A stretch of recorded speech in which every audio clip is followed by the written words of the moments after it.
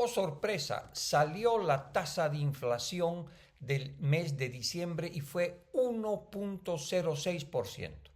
Eso hace que la inflación acumulada a 12 meses durante todo el año 2024 llegue a 9,97%.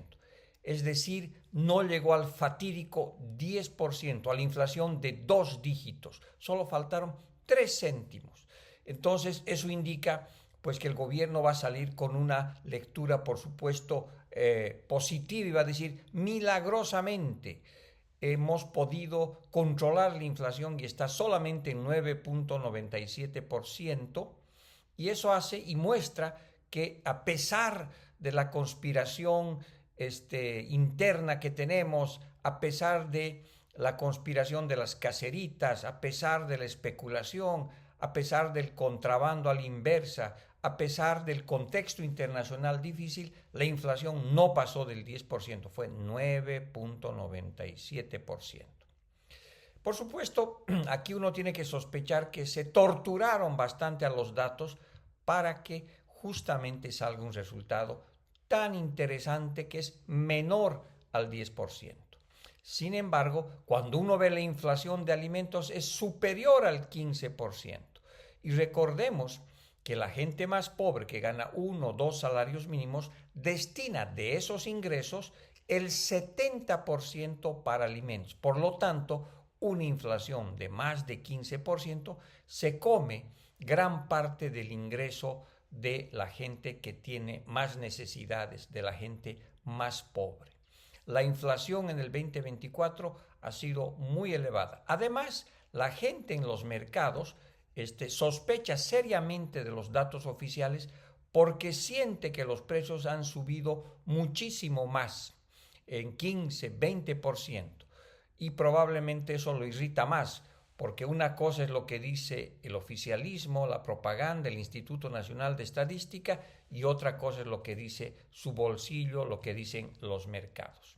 Además, cabe recordar que el problema de la inflación no es solamente un asunto del contrabando a la inversa, de algún tema de especulación, de bloqueos, que producen evidentemente saltos en la inflación.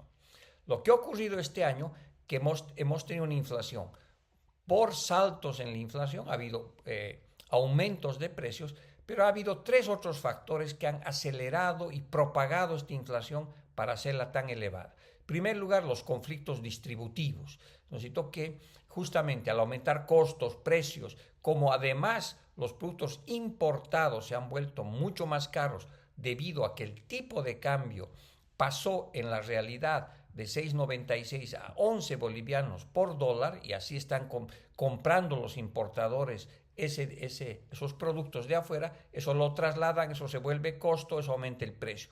Entonces, varios agentes económicos y empresas, personas, se defienden aumentando precios. Costos más elevados repasan al precio, ese precio es costo para otro actor, ese actor aumenta sus precios y así se da una bola de conflicto distributivo que hace aumentar, acelerar la inflación. El segundo tiene que ver con las expectativas es la dimensión psicológica de lo que es la inflación. En este caso, lo que ha ocurrido es que la inestabilidad política, los conflictos internos, la guerra a muerte entre Morales y Arce, la incertidumbre, todo hace pensar a los agentes económicos que si ha habido inflación en el pasado, va a haber más inflación a futuro, y que la inflación además está asociada a las malas políticas. Los actores económicos ven incertidumbre, ven malas decisiones, ven parches y dicen, no, esto no resuelve, va a haber más inflación. Entonces, ese es el segundo acelerador de la inflación que se ha producido en el 2024. El tercer acelerador, probablemente el más complejo, y tiene que ver con la emisión inorgánica.